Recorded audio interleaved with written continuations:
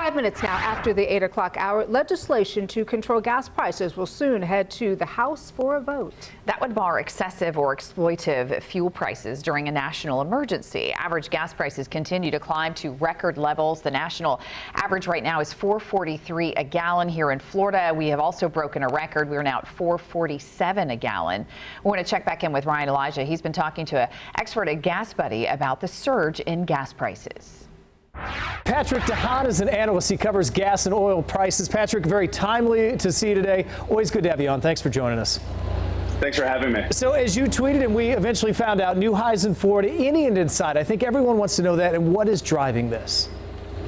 Well, I think for the time being, over the weekend, for those stations that did go up to 449, by the way, that's where most stations jumped to earlier this week. So for most stations that have gone up, you may see a little bit of trickle down over the weekend. Nothing to get too excited about, it maybe a few pennies here and there. That's something we call price cycling. After prices make a big jump, they tend to start inching down again.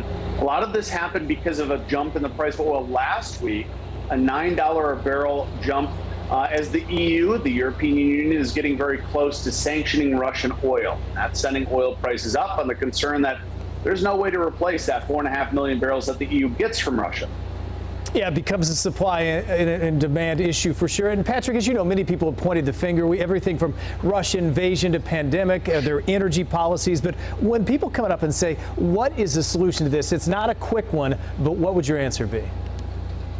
You know, there's not a great one. There really is not, because this is completely out of our control. Russia is one of the world's largest oil producers.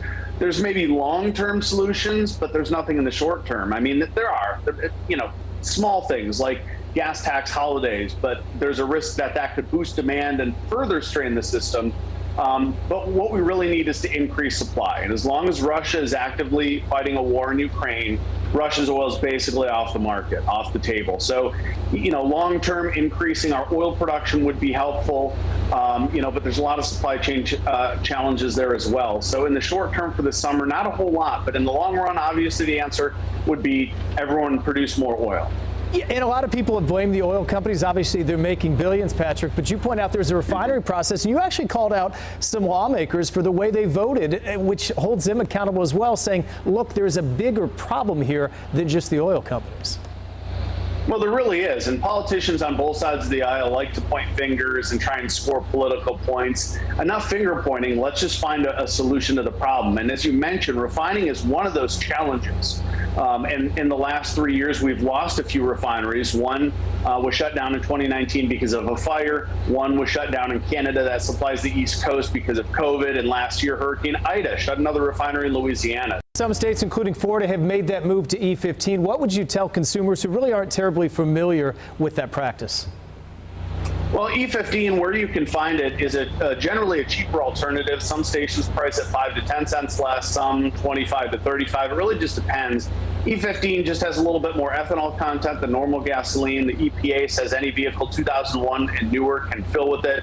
I say check what your manufacturer says. A lot of them say it's okay. But right now, I think the bigger challenge is replacing Russian oil, and, you know, putting a little bit of corn or additional ethanol in our gasoline may provide a short-term temporary solution.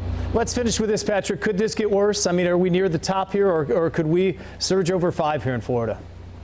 I think for the first time in my career, I really don't have a great feel for where we might be in 6 to 12 months. And that's because somebody in Russia that is very unpredictable is making this very tricky to navigate. So we could go higher. I really don't see us getting to $5 a gallon, but it's not impossible, but it's improbable.